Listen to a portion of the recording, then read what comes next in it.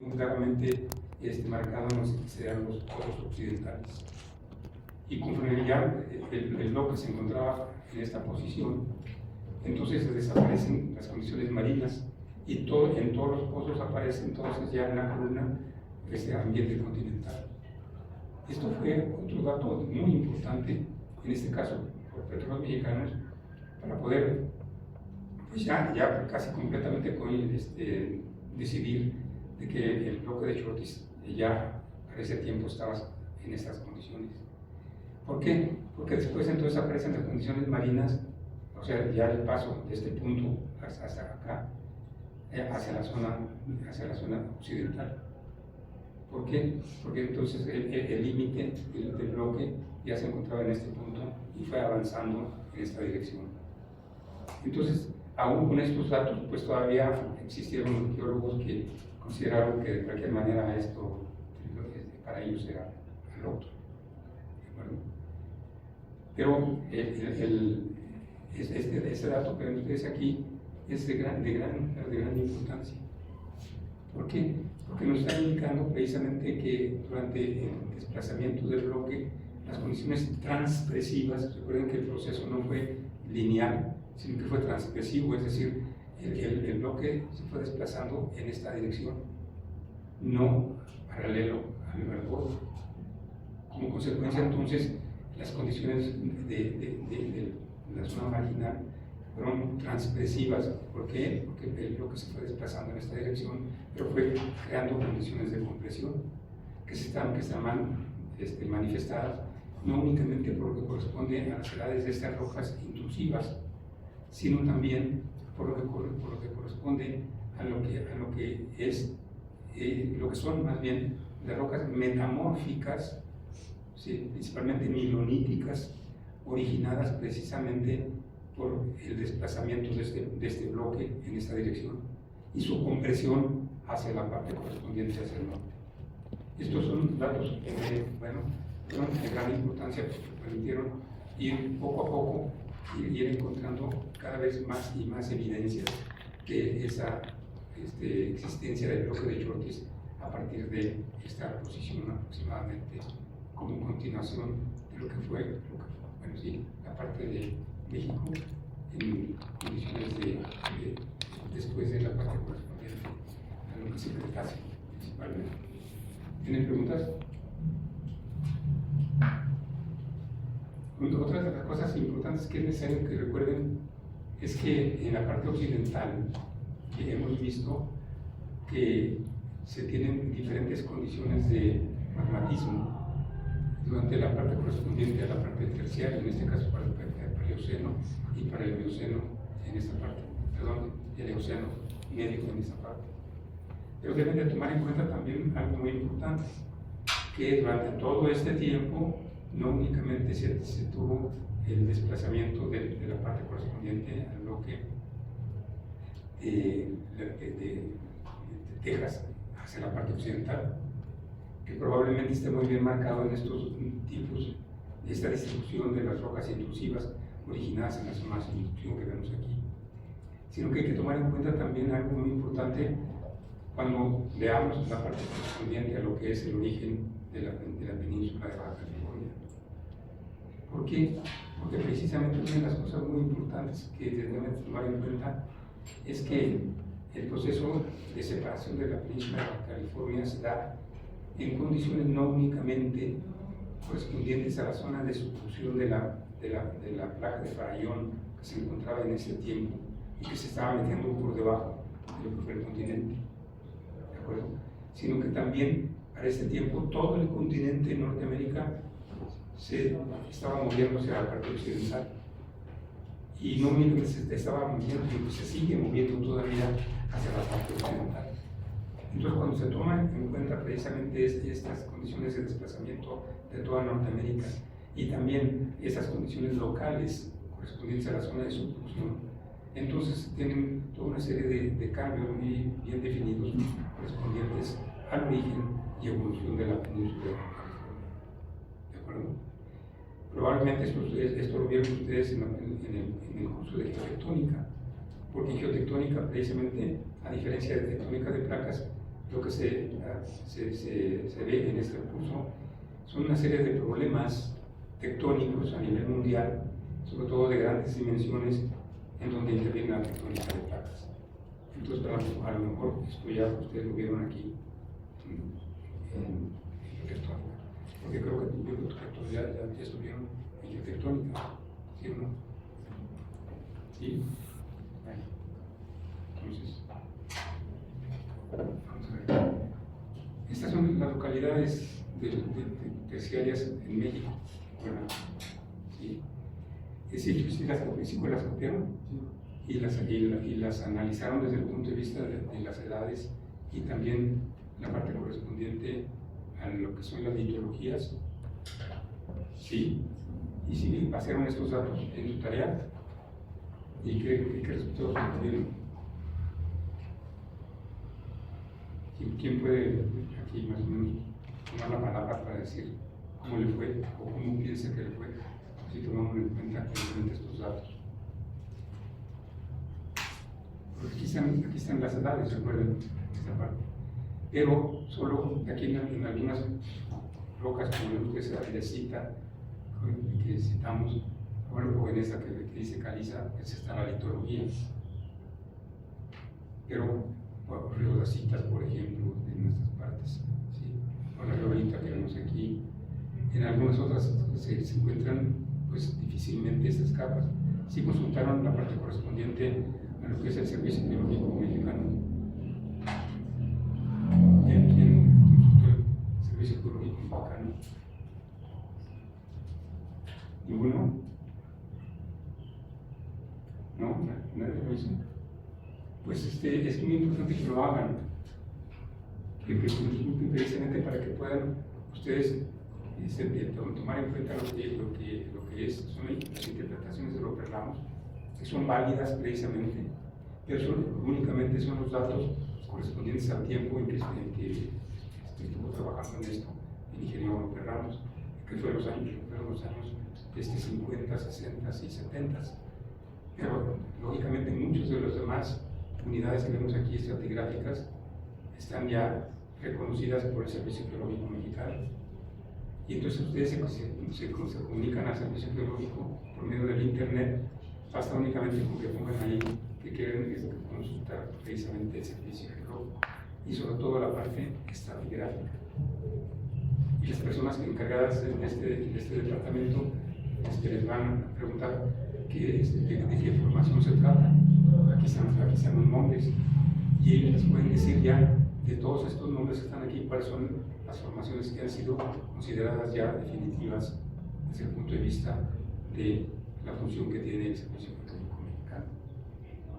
Háganlo de esta manera, ustedes van primero a consultar un departamento que les puede servir en el futuro bastante, porque tienen muchos datos de ellos, tienen gente encargada exclusivamente en consultar todo lo publicado en el Museo de México, tanto por autores nacionales como extranjeros. Y de esta manera, entonces, pues ustedes pueden enriquecer muy bien lo que son las gráficas hechas por el ingeniero López Ramos. Porque utilizaron estas únicamente y utilizaron cuáles formaciones, las que están aquí marcadas únicamente, o cómo las interpretaron.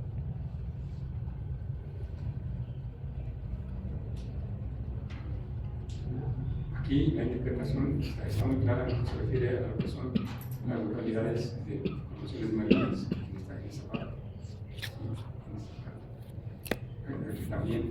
Y también aquí en lo que se refiere a la interpretación que él hace correspondiente a lo que es la evolución de la península de Baja California. Pero esto corresponde todavía a tiempos de los años 70. Ya para este tiempo, precisamente, sí, Tania Water, que fue quien hizo la primera interpretación relacionada con la separación de la península de Baja California, sí, apenas estaría iniciando sus estudios de geología. Entonces, aquí no hay datos que estén realmente relacionados con la tectónica en lo que se dice la marina correspondiente a la parte occidental de México y de Norteamérica. ¿De acuerdo? Si consideraron este término, no se los di la vez pasada. Tania Atwater, pongan ahí. Tania Atwater. Sí. Ella se hizo muy famosa mundialmente precisamente porque fue la primera persona que tomó en serio el problema que se tenía con relación al origen de la península de Baja California. Porque si ustedes recuerdan y leyeron un poco sobre la parte de la geotectónica, la historia precisamente de la tectónica de placas, durante muchísimo tiempo se consideró un problema irresoluble con tectónica de placas el origen precisamente del Golfo de California. Porque no se encontraba la manera de poder utilizar la geotectónica en este tipo de problemas. Pero ella entonces estuvo estudiando precisamente aquí en San Diego, en la Universidad precisamente de San Diego, aquí. Y en una conferencia que nos dio aquí en México, sí, ella nos decía que se le hizo una verdadera obsesión el utilizar la tectónica de placas para poder explicar el origen del Golfo de California. De tal manera que terminó todos los créditos correspondientes a la licenciatura y ya cuando se había graduado como geólogo, entonces decidió hacer su tesis de doctorado precisamente resolviendo este problema y lo logró. ¿Sí? Afortunadamente ya para ese tiempo ya se tenían muchos datos, pero muchos datos del piso marino en toda la parte occidental. Y ella utilizó esa información para poder precisamente encontrar toda una serie de datos relacionados con la evolución de todos los pisos oceánicos de la parte occidental de México, ¿sí? Y sus diferentes procesos de subducción. Entonces se hizo famosa mundialmente esta mujer, porque fue la primera persona que lo logró, ¿sí? Y nos platicaba que entonces salía a pasear su perro en las noches por la playa de San Diego, ¿sí? Hasta que un día dijo: Eureka, encontré la resolución. Y eso estaba relacionado con los estudios del piso oceánico, basados precisamente en lo que son los datos geomagnéticos correspondientes a la parte occidental. Entonces, esto que ven ustedes aquí es la interpretación que pudo hacer el ingeniero Perramo para ese tiempo, en 78, sin utilizar tectónica de placas, porque él nunca pudo utilizar tectónica de placas. Entonces, pues esto es lo que seguramente a lo mejor ustedes consultaron con relación a lo que son los diferentes fragmentos correspondientes a la península y su desplazamiento correspondientes a la parte occidental. ¿Sí? Esto correspondería a la parte del Paleoceno y el Eoceno que vimos hace rato. Y esto corresponde al Eoceno, más o menos. El bloque de Cherkessia para ese tiempo estaría precisamente en esa posición que citamos anteriormente. Si se fijan, entonces aquí ya comenzaba a obstruir precisamente la entrada del mar correspondiente al límite en su desplazamiento hacia la parte oriental del bloque de Chortes. ¿Sí? Y este desplazamiento precisamente occidental es de gran importancia, porque recuerden ustedes que las edades correspondientes a lo que es el origen de la Sierra Madre Oriental está dado precisamente con una serie de datos que también ustedes tomaron en la clase pasada. ¿Se acuerdan? Sí, vimos en la primera clase pasada. Sí, los no eran los favoritos. sino más bien las edades de lo que es la deformación de las rocas sedimentarias que constituyen la Sierra Madre Oriental. ¿Sí? ¿Sí? ¿Sí lo colocaron ustedes esos datos en un plano como este? Para poder ver de qué manera se puede utilizar esta transpresión. El proceso de desplazamiento de Chortes fue un proceso transgresivo, ¿de acuerdo? Es decir, que durante su desplazamiento fue entonces originando compresión hacia la parte del noreste. Y ese proceso es lo que se considera precisamente como la Eugenia Laramide. ¿De acuerdo? Recuerden que la Laramide está precisamente aquí, en esta parte de aquí. Y la deformación laramídica que se tiene en el bloque de Texas tiene precisamente una incidencia de desplazamiento hacia el lado opuesto. De tal manera que no tiene que ver nada la deformación laramídica, en este caso en el bloque de Texas, con lo que sería la parte de aquí, puesto que el origen en este caso es la transgresión del bloque de Chortes. ¿De acuerdo? Conforme se fue desplazando el bloque de Chortes en esa dirección, fue entonces creando las condiciones magmáticas que vimos en la imagen anterior.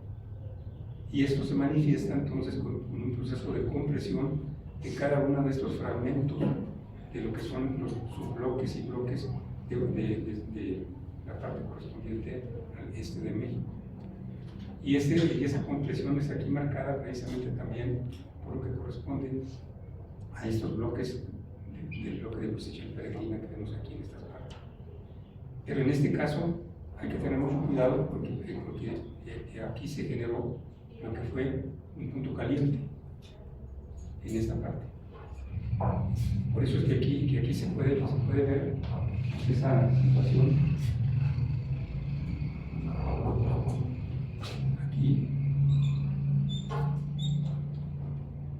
Y este sería entonces uno de sus brazos del punto caliente. Ese sería el otro brazo. Esto corresponde precisamente a lo que es el bloque, pues más bien la fosa de Colima, y eso corresponde a la fosa de Nayarit. Y todo lo que vemos nosotros aquí en líneas este-oeste corresponde a lo que es el origen del cinturón volcánico transmexicano. ¿De acuerdo?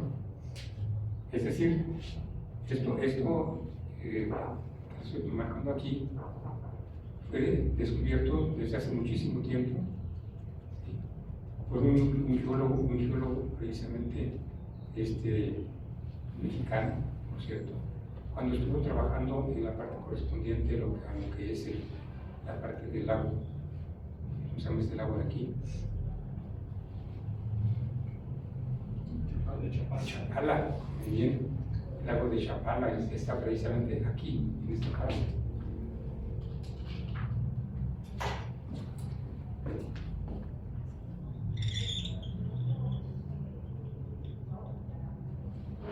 Es el lago de Chapala.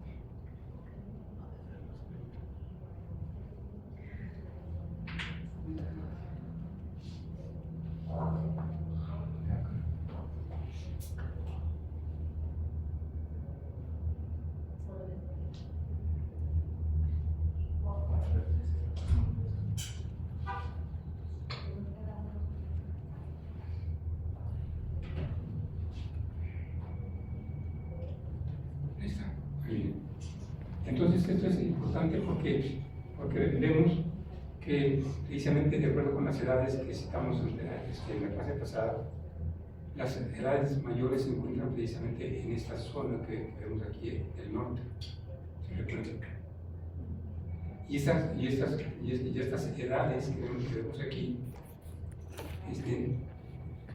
están un poco mayores de lo que sería el inicio del desplazamiento del bloque de Chortis, que estaría colocado en esta posición circular.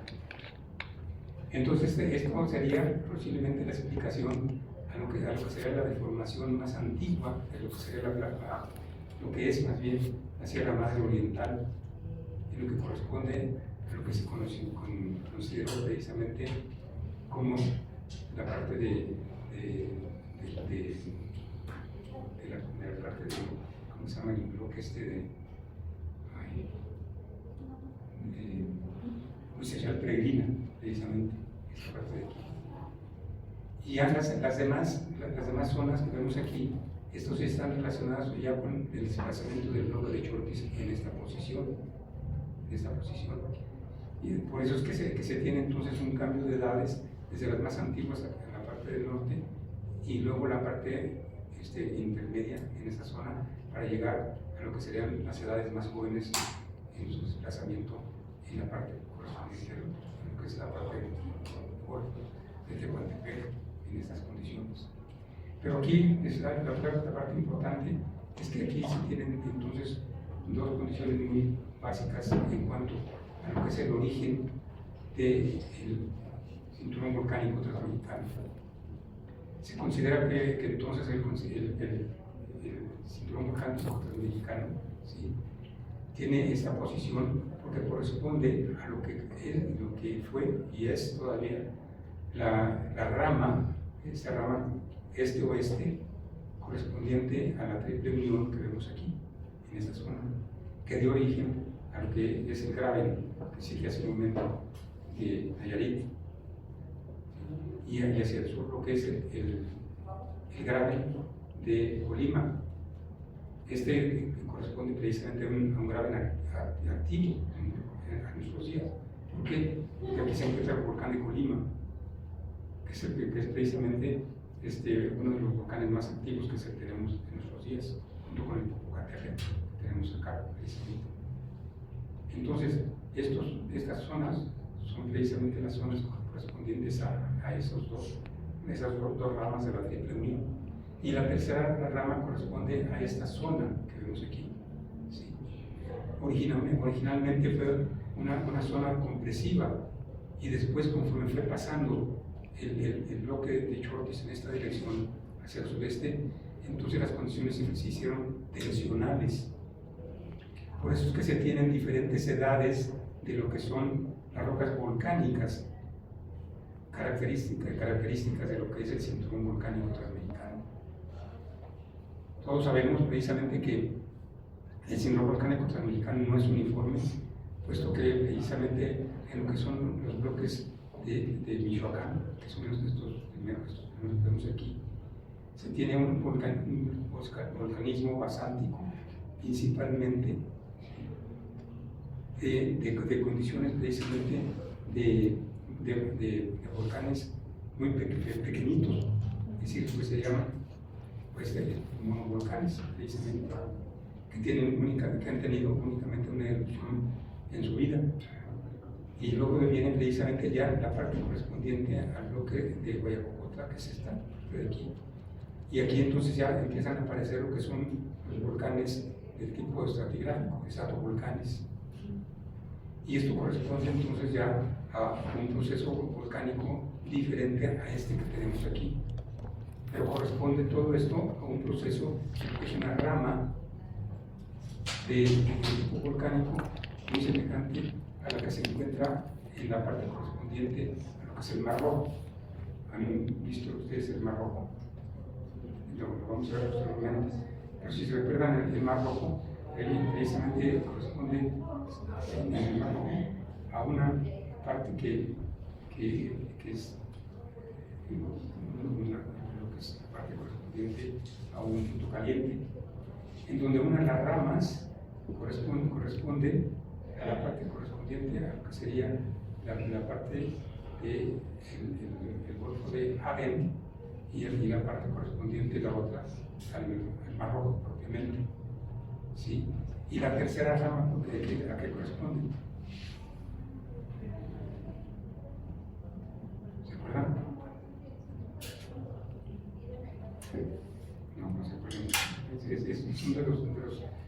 precisamente de los casos típicos de geotectónica.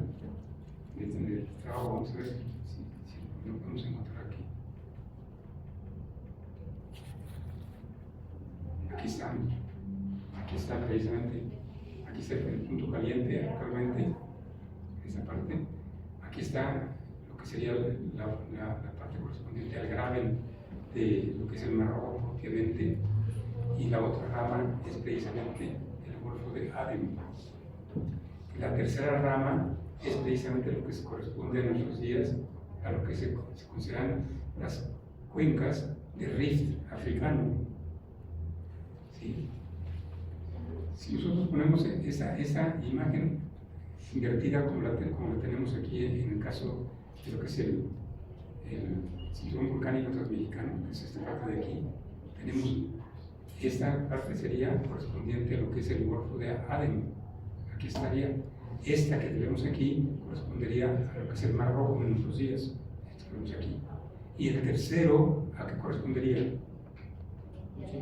A lo que es precisamente el conjunto de cuencas de Rift africano que vemos aquí en esta zona, que se caracteriza precisamente porque son tramos muy cortos, en donde se tienen precisamente depresiones que son marcadas por volcanismo muy activo y en donde existen una gran cantidad de lagos, que es lo que tenemos en México aquí.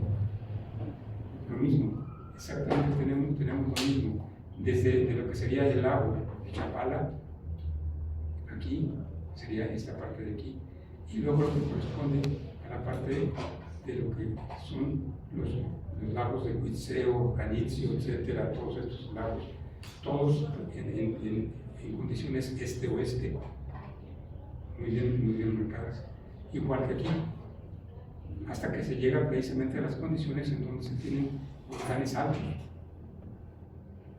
Entonces, esto que está aquí es una analogía a lo que corresponde al origen de lo que es el cinturón volcánico transmexicano.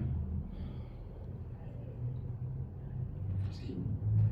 Aquí se tiene que aplicar además algunos datos muy importantes que vamos a adelantar ahorita. Este es el caso actual de lo que corresponde al mar, el Mar Rojo y el Golfo de Aden, ¿de acuerdo? Se tienen entonces estas condiciones de desplazamiento de lo que es la península arábiga. ¿Hacia dónde se desplaza en nuestros días? Noreste. ¿Cómo? Noreste. Hacia el noreste. ¿Sí? ¿Por qué no se desplaza hacia el suroeste?